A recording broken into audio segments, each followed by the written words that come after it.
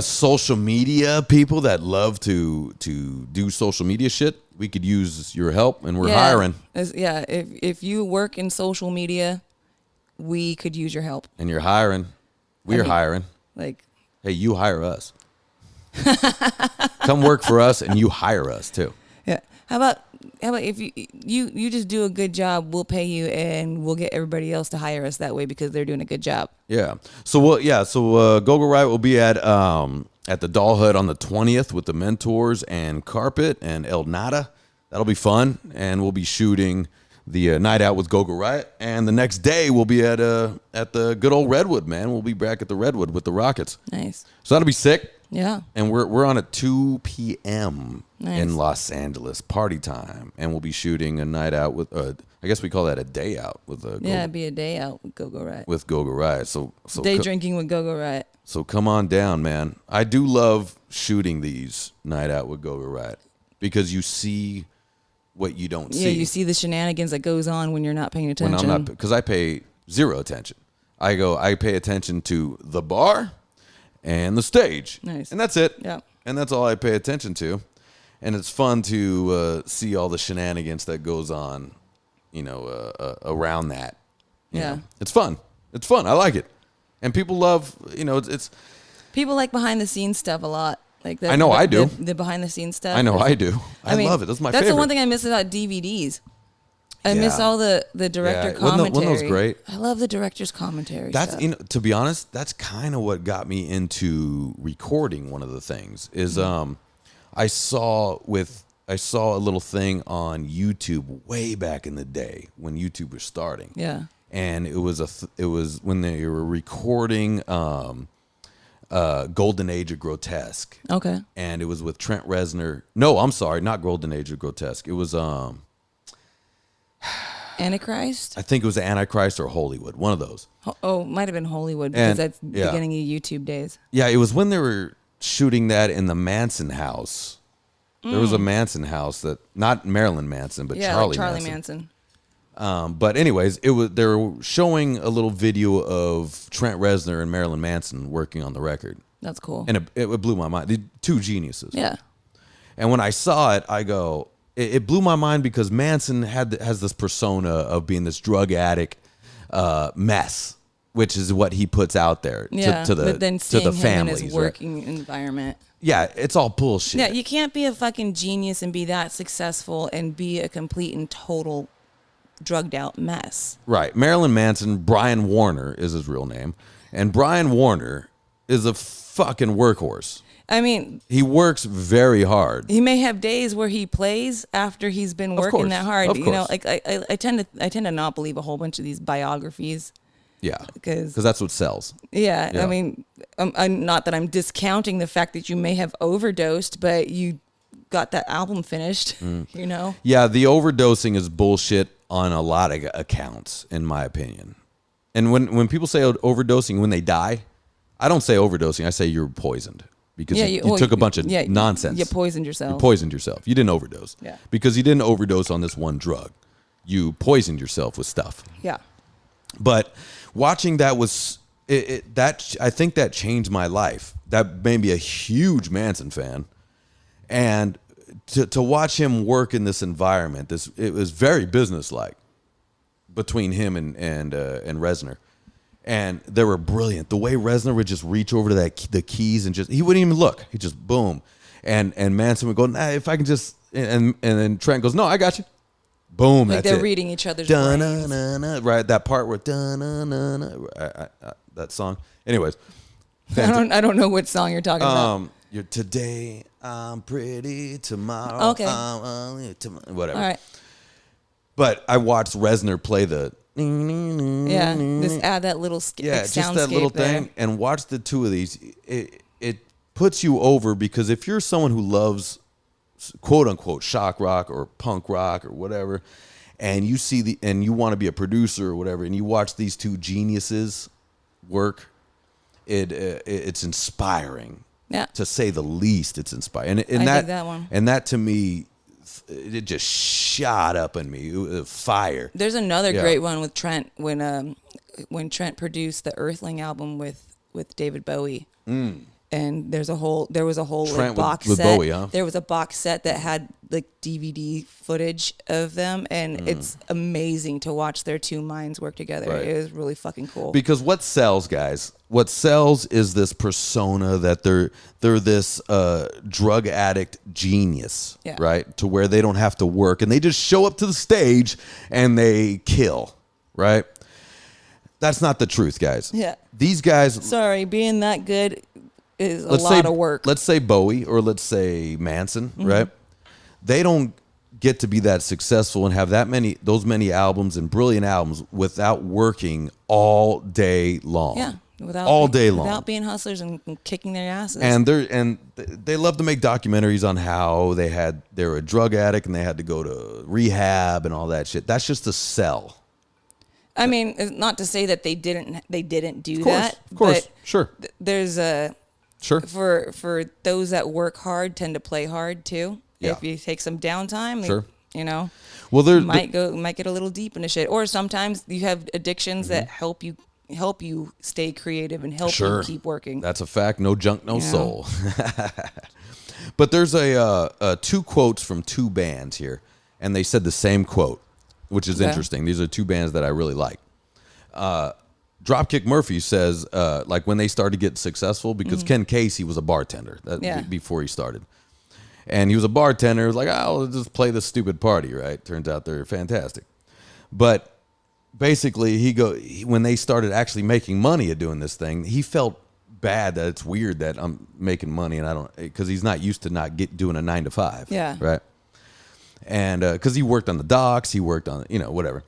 But so Dropkick Murphys in the beginning albums, especially during Gangs All Here, they worked 9 to 5. So they get in the studio and they have desks. They literally have desks and they sit down, they promote, and they start pasting flyers, whatever. Yeah, they're working. They're working 9 to 5. And the same people with Korn.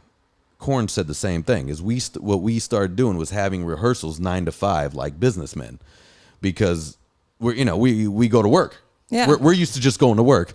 The fact that we don't have to go to work, oh my God, imagine what we can accomplish if we just come in. Man, right? I think that's the dream of every musician, because like, I'm gonna bring in with Paradise Kitty right now, like, because you see it with me. Paradise Kitty at the Commerce Casino. Oh yeah, on the 18th. On the 18th, August 18th, and 7:30 to 9 p.m. Your boy will be there. Come party with me. Yeah.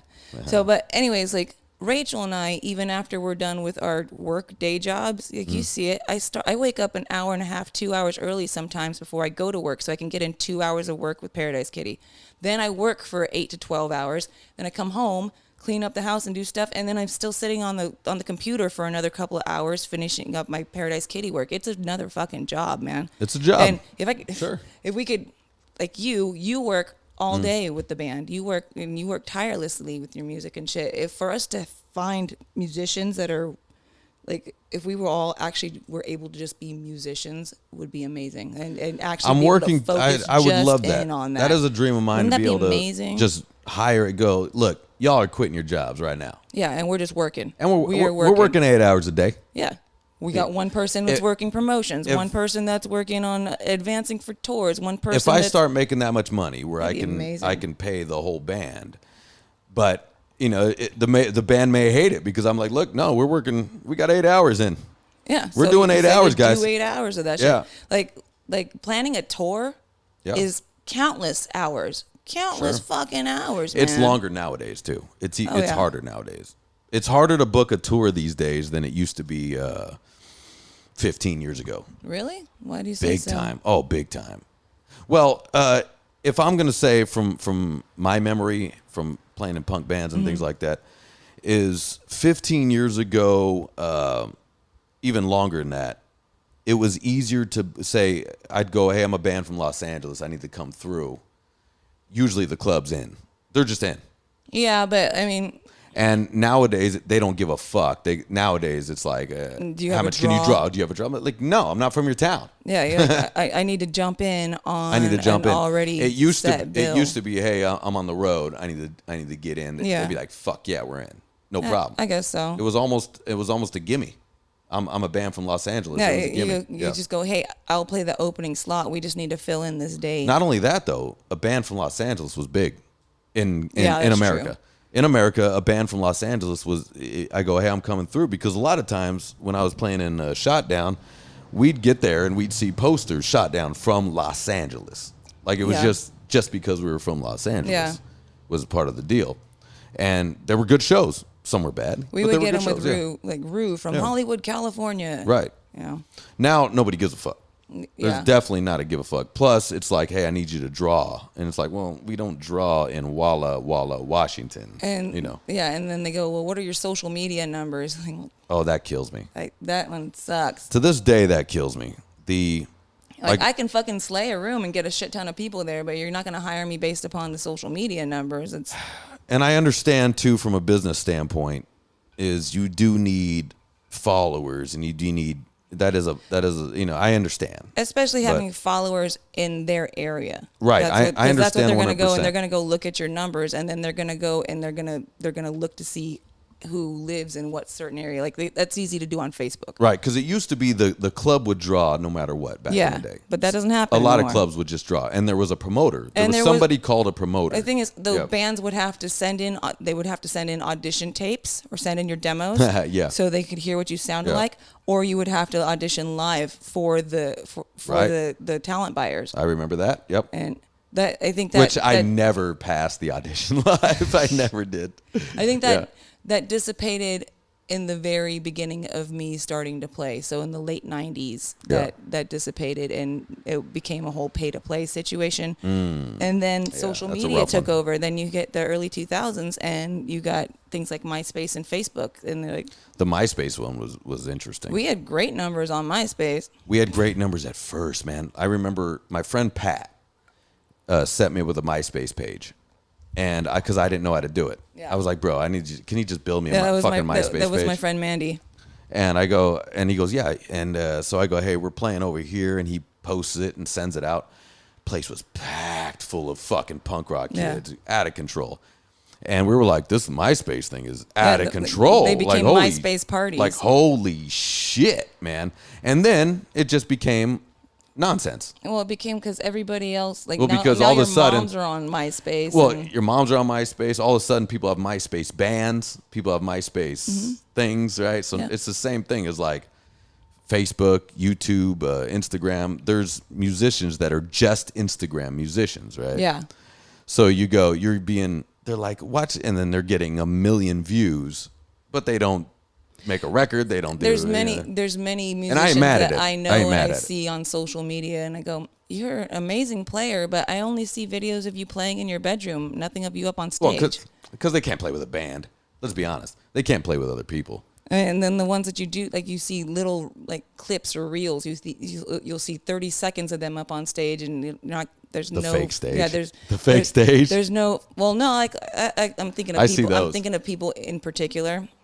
I And see. There's you- no people. Like they're trying to do the shadow with the people. There's nobody in the stage. I'm thinking of someone in particular that I've never seen them play live, and they have like 1 million followers on Instagram. Yeah. But then the one show they play live, there's a good sized crowd, but it's only a 30-second reel of them walking up to the stage. And like, well, It's not even playing. who were you opening up for, or who were you backstage to go see? Well, like in the comedy world, right? In the comedy world, during the pandemic, there was some comics that got really big on YouTube and things like that, and then they went to go perform, say at the Comedy Store, and they just bombed Central. But how do It's you, bomb as a central. stand-up, how do you get big on YouTube? Well, doing they got big stand-up? during political bullshit, and they started. okay. So they got booked because they had a following online. Okay. People came, but when it came time for the show, wasn't much of a show. Yeah, there's what's that guy Yeah. that we follow? He does fake news stuff like. Oh, the is fake, it and he also the does, redhead guy? Yeah, he also does all the What's his the name, man? fake. I love him. He's fucking JP. hilarious. JP, yeah, like something time with Something JP. by JP, yeah. I love him. We'll find it and we'll post great. it in here. He's fucking hilarious. But he did a show, like a live show recently. Oh, no. And I'm like, unless you're coming in as your characters. Was it good? Or? Well, it was just him spouting off a bunch of like political things from both sides too, because he plays that. He does the two sides and will bounce them back and forth off each other. His skits are funny, but like he's not doing stand up, is he? Well, he was doing stand up and he should have been doing skit comedy. He shouldn't be doing stand up. Stick with your. He should have come as one of his characters. Yeah, stay in your lane. Stay in your lane. And he does. He's got like a very extreme right character and an extreme left character that he plays, and it's hilarious. Nice. Yeah, it's hilarious because his left character has blue hair. Yeah, his left character looks like Skrillex with blue hair. Isn't that funny how blue hair became the sissified lefty? And so back in the day, like the blue hair, the blue mohawk was fucking sick. He's rebel. He's hilarious, and I love the fact that he plays to both sides, and he'll pull out the bullshit on Awaken both by sides. JP. Awaken, yeah. Boom. Awaken with JP. With JP. Yeah. It's hilarious. He's great. He's hilarious. He's great. But yeah, apparently he didn't do too great at his stand-up thing. Of course I'm like, man, that sucks because I was expecting him to come out as one of his characters. I caught like a 5-minute reel of it. In stand-up, you got to, just like in anything on stage, you got to do reps. Yeah, like you got reps, man. You can't come out and just start being like you can't have this character that you've done that's made you famous online and then come out and start just talking to the crowd. That's one thing I agree with that's one thing I agree with the comedy world on is you got to do reps. Yeah. You know, like in music, you got to do reps. You got to play shows, man. Go play some fucking dummy shows. You got to earn your stripes. Well, or go play some warm-up shows because rehearsal is not the same as the show. For one, sometimes the show's sound is better than your rehearsal studio. So it's not just noise. And if you're just killing people with noise, you got a problem. That's a problem. Before the kiddies go out, we always have one hometown show before we have a long stint out. We always have one hometown show to like just get our feet back in the water because you spend months at home and months without rehearsing with each other, and then like you have to have that one show to be like, oh yeah, that's right, this is what we feel like up on stage, this is how we move, this is what we do. I'm still looking for a place to just go, hey, just to call in, you know what I mean, just to call in and be like, hey, we want to come in and do a set. Let's just come in and do a set to 10 people. I think that's good. We're coming on a back line. Yeah. And I think that'd be great for musicians. Wait, you mean with your own backline or play on their back? Their backline. Yeah. You just go on the club's backline and come in and do a set. Well, I mean, like if you suck, you're not allowed to do that. You and I have been playing in this town for so long. I'm sure that we can find that here, but it's finding that in other cities. No, I agree, but I do like the idea of working out a set. I do like the idea of working shit out live. Yeah. I believe that. My last cross country tour I did with the Watchers, that was like 2015. That was one of like the last tours where I had promoter friends that I knew all across the country, and it's called, hey, I need to fill in this date. You got something for me? Yeah. I don't mind opening. I don't mind closing. Just got something. I have another, and then I also had another band. I had Tad from Electric Sister. Yeah. Like we brought them on. Tad has a solo thing, right? Yeah. We brought them on the road with us, and that was. I'm like, we have two bands that will kill it and slay to this crowd. This is the type of music that we both do. So what can you throw us on? We got like 2 days where we can play out here or there. Yeah. And that was the last tour I think I was ever able to really book like that. Yeah. See, I think I'd love to have a place where like we just get together and be like, hey, like we call the band and be like, hey, you want to come out tonight? Yeah, let's go do a set. We'll go open up over here. Like fuck it. Let's go do it, man. I think you can. Well, you and I would be able to do that out here. Yeah, like why not? Here. We'll just come out and do. We'll go out and do 20 minutes. They get to see fucking Go-Go Riot in 20 minutes, right. Man. Work out some new shit. And we'll tip your sound guy for taking the extra 30 minutes out of his day. I know, because we have a lot of microphones. That's the problem. The problem is Go-Go Riot's got 5 microphones. Because all of us left-handed drummer. We're a problem. That's the issue. Like we're a problem. Like the whole resetting up of the drum set and then setting it back up. Yeah, that's a pain in the butt. But at the same time, every sound guy is always happy with Daniel at the end of the day, though. At the end of the day, the sound guy's always like, because it's like, oh, left-handed drummer, fuck. And then he slays all your other bitch-ass drummers. Yeah, and Dan's the easiest person on the face of the planet to work with. Easiest guy to work with, of all time. Makes everybody happy that he's there. Of all time, he's the easiest drummer ever. Yeah. Now you guys can't steal them from me unless you're paying. Yeah, you got to give him some buku bucks. Come up with the pay. I mean, come up with the pay. He's a dog. hustler himself. He's got his own fucking business that he's got going on. So yeah, motherfucker slays, man. You know, but that always happens. People always try to cherry pick my guys. They always try to cherry pick my guys, dude. Always, no matter what. Being in a girl band, you know how many of our players that we had, and then all of a sudden they're like, we get phone calls going, "Hey, so would you mind if we hired so and so during this time?" We go, "Yeah, we got a fucking tour, dude." Oh, hire. Well, I mean, hire for sure. Like, go ahead and hire my guys. Gotta pay big though. For us, we're like, no, we have a tour that we're. By the way, I right want now. a piece. I want a piece of that. Yeah, that's just it. Yeah, you get the finder's fee. Once you wet my beek a little bit, get the you know what I mean. My fee. beak's a little dry. It's funny, like Scum from Scummy. I know Scum. The rest of the people don't, but he's a local musician and DJ and A&R representative for Schecter Guitars and all that. He's in the business, but he had a night in North Hollywood. Scummy. We used to play at a lot in a place called Skinny's. I think he's now at the Viper Room with that. It's a rock. Let's get back to the Viper Room. Yeah, it's a rock karaoke, right? And anyways, he found 2 of my girls for me. Oh, okay. And he's all, if I find you another fucking girl ever, Jenna, he's like, you owe me finder's fees. No, I agree with that. I'm like, all right. No, I agree 100%. I got you. Or something. Yeah. A little BJ, a little Hansky, something. I know that's not gonna happen with Scum. You know what I mean? No, I know. You're a family man. It's cool. But I'm just saying, it's like no, with me, that's not gonna happen. Oh, I'm not saying with you. I'm saying I know. I just like get yeah. buy him a whore or something. Yeah. He's got a wife. I'll buy him liquor instead. Okay. Yeah. All right, that's cool. Or give him money because Let's get Scummy over here, man. Let's get Yeah. Scummy on the cast. How do we get? It's hard to get him out of. Scum on It's the hard to get him cast. out of the LA area. Yeah, fuck that, man. You know what what I learned today is that Long Beach is not part of LA.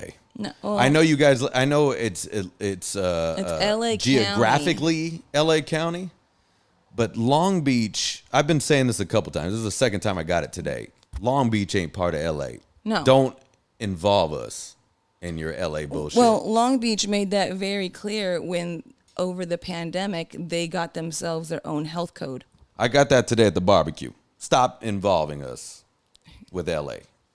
And so I go, you know what?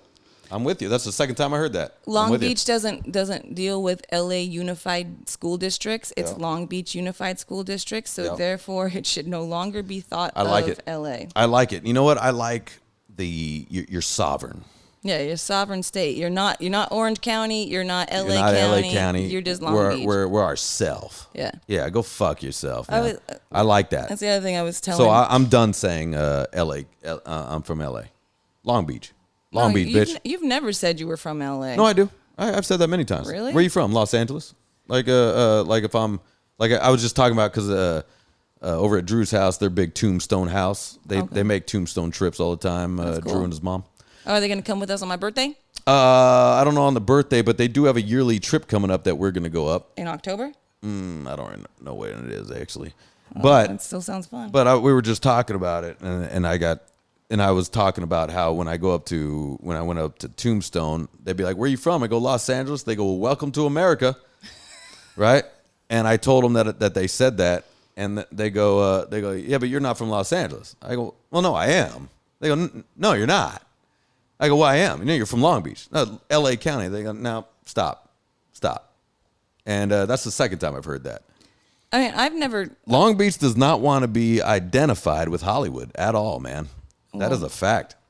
Like my friends that live in North Hollywood just came down here and vacationed here over the weekend, and my goddaughter is like, "I want to grow up and live in Long Beach. I love it here." Yeah, Long Beach is better. know? Yeah, because L.A., Los Angeles is a disaster. We all know that.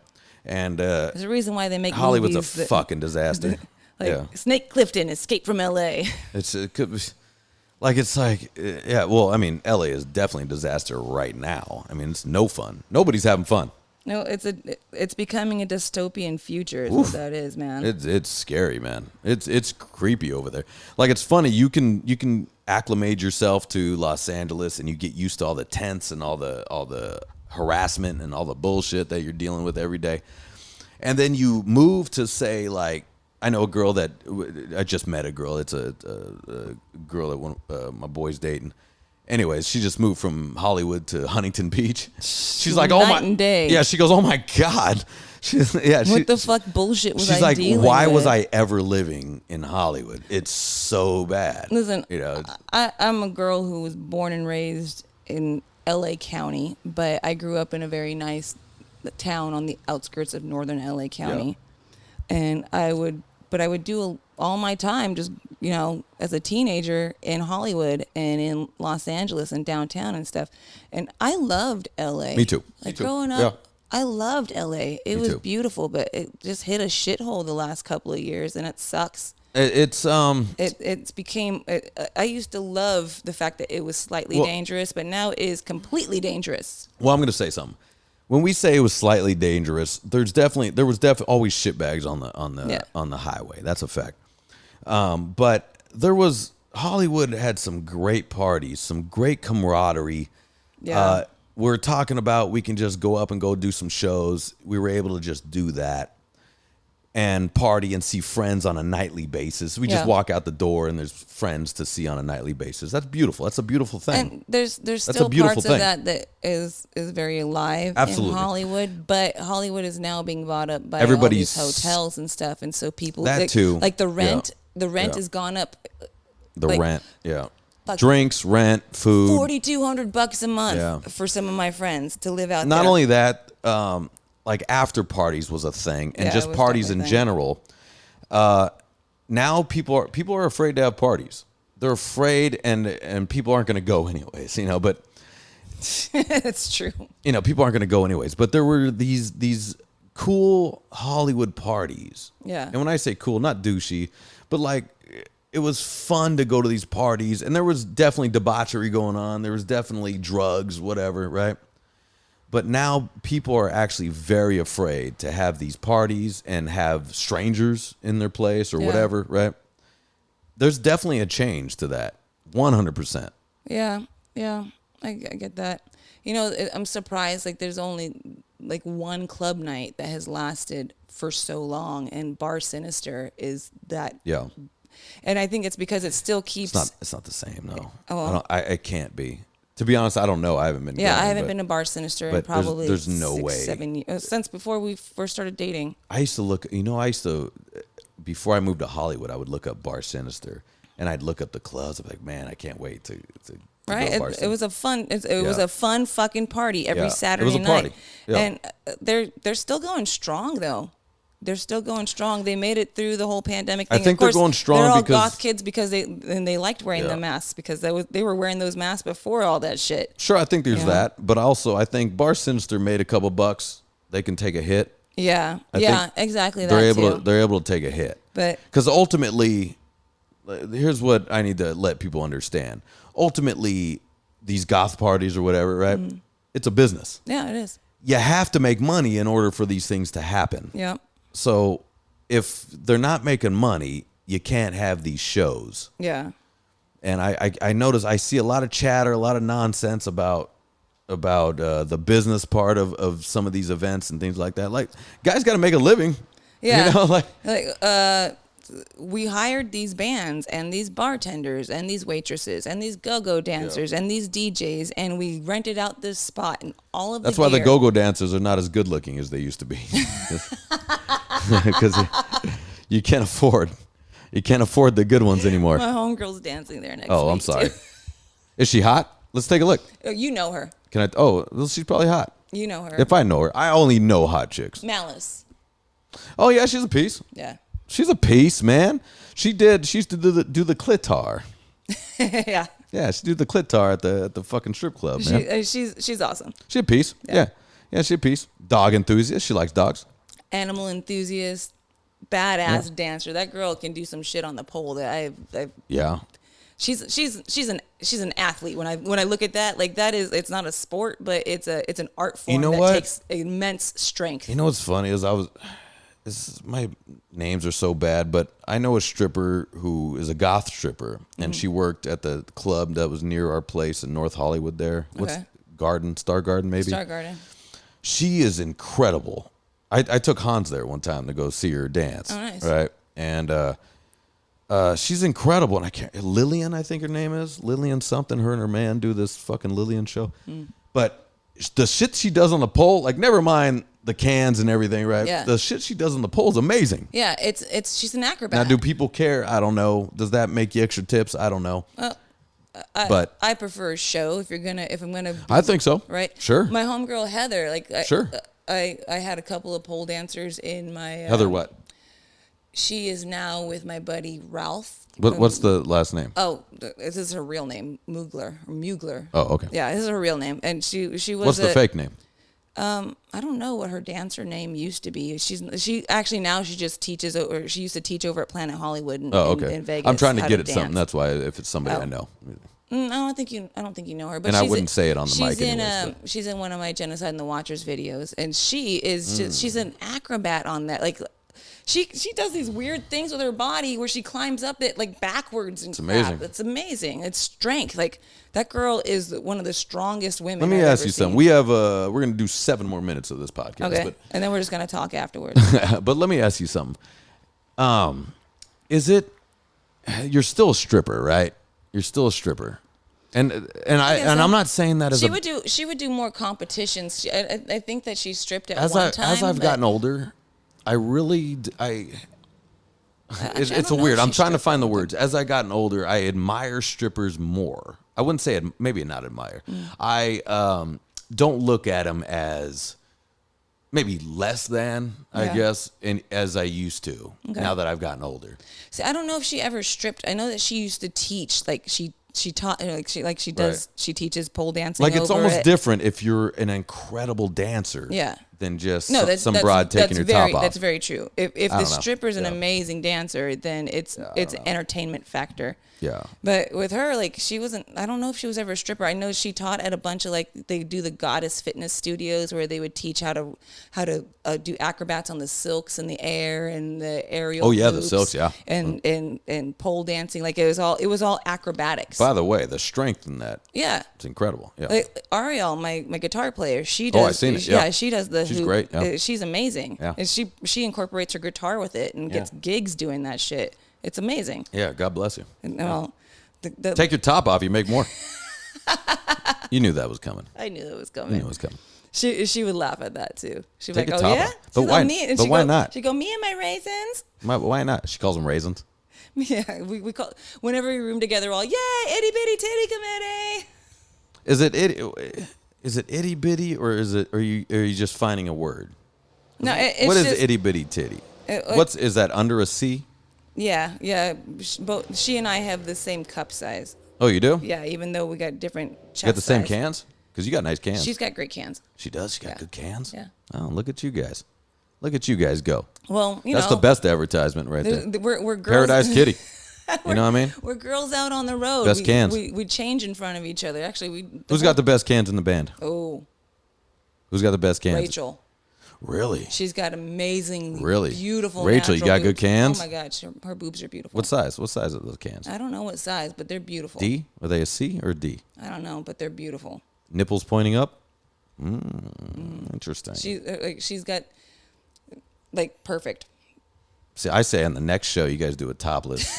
We're never gonna do that. Do a topless fucking exhibition. Never gonna Just do for like a that. private though. It's like an OnlyFans. Oh, Holy shit. For you. Yeah. Holy shit. That's An never- OnlyFans. that's Paradise never gonna Kitty. happen. OnlyFans. And you guys play topless? That's never gonna happen. I'm in, man. I know you're in. That's in. I'll play bottomless. Wouldn't that be You'll so play funny? with yourself bottomless. Wouldn't that be so funny? Like a band, because I play with my guitars. I play low with my guitar, so it would hangs cover. over that. Yeah. But my gross legs would just be hanging out. No, that's one thing we all got. We got nice boobs in the You guys band. got nice cans. Yeah. Good for you guys. Well, we Good all for you guys. take care of ourselves. Nice. Yeah. Let Rachel know that you said she has the best cans in the band. I tell her this Does all she the know time. that? Yeah. Are they fake or are they real? No, those are real. Those are real 100% perfect. Wow, good for you. 100% perfection. See, Jews, man. You know what I mean? Fantastic boobies. See, they say Jews got nice cans and they give good blowjobs. I don't know about the blowjobs. No, the blowjob's a real thing. Really? Like, yeah, they say Jew girls give great BJs, but they end once you get married. Well, I think that happens. I'm not making that up. That happens a lot. Not whether you're Jewish. That just happens. Like Hell. foreplay goes out the window when you have kids. Hey, men, step it up. Yeah, Step it up. Don't let them. Don't let them. Oh no, I'm thinking, hey men, step it up because girls like foreplay too. Oh well, that too. I agree. Yeah. Of course. Yeah. I'm 100% in. Guys, you want some advice? I'm gonna give some guys advice. Okay. You ready? And this is real advice. Shoot It's not funny Ian, but advice. All right, I love the funny Ian advice. I want to do a full episode of dumb Ian advice. Dumb Ian sayings. Okay, I want to. Are you obese? Do heroin. I want you to do that, but then I want to do the real like good girlfriend advice. We got to do. Yeah, here's what we episode. do. We do an episode where I give the funny advice, and then I get all serious on the second half. But I have to give you scenarios, and then you give your advice. Okay, let's try one. We got 2 minutes. We should have people. Okay. Okay. Well, no. I'll give you the fellatio, the oral advice. Oh, you'll give it to me? No, I'm gonna give it to the men out there. Okay, well shoot. Here's the advice. Okay. The advice is, guys, you're not getting BJs from your woman, right? You start offering to go down on them all the time and tell them that you need it. You need to go down on them. Not that they need to go down on you. You go down on them. And guess what? They'll reciprocate. Not only will they reciprocate, but also act like you don't need that BJ. You got better shit to do, son. You're busy, right? So you just want to take them, eat them, and go. Eat them and go. She's gonna want to suck that dick bad. She'll show you her appreciation. That's very true. That's real advice. That's very true. And by the way, guys, that works the other way though too for women. Yeah, that works the complete. But you want him to go down. You want him to go down on you. Give him the random blowy here or there. You know. And I'm gonna go another step. The BJs usually stop because both parties are not feeling good about their bodies. That's why those BJs stop. Yeah, that's exactly why. So you're upset that she's starting to lose it, guys. Look at yourself. Hold on. Don't say it like that. Okay. Guys, you start killing. Get out there and start annihilating. Yeah. She will follow suit. 100 now. I don't know if that's so I think true, generally that's true. I think generally. It doesn't happen all the time because I have friends where my friends are jacked. And their wives are gelatinous pigs. The guys are jacked and they're junked. But right. No, what needs to happen in that usually situation it follows suit, is you use fitness and getting healthy together as a way of bonding and your time together. I've always said the couple that works out together enjoys having sex together all the time. I agree. Right? But some people hate working out so much. Yeah, but just getting each other mobile. Yeah. Even if, okay, so say you want to lose weight, but you don't like going to the gym. Neither of you like going to the gym.